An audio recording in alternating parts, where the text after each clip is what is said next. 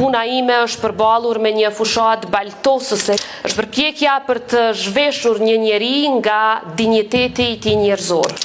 Në javët e fundit, puna ime është përballur me një fushat baltosëse që për qëllim nuk e ka kritikën dhe nuk ka të bëj as pak me llogaridhënien. Është diçka tjetër, shumë më e ftohtë, e krejtësisht e qëllimshme. Është përpjekja për të zhveshur një njeri nga dinjiteti i tij njerëzor, për ta kthyer në objekt, për ta krahasuar me kafshët më të egra, për ta zëvendësuar të vërtetën me imazhe të manipuluara, gënjeshtra që përsëriten aq shumë derisa dikujt mund t'i duken të vërteta. Imazhe që krijohen për të lënduar dhe për të shkatruar vlerat më të larta njerëzore që e kanë mbajtur popullin ton bashk në kohët më të rënda.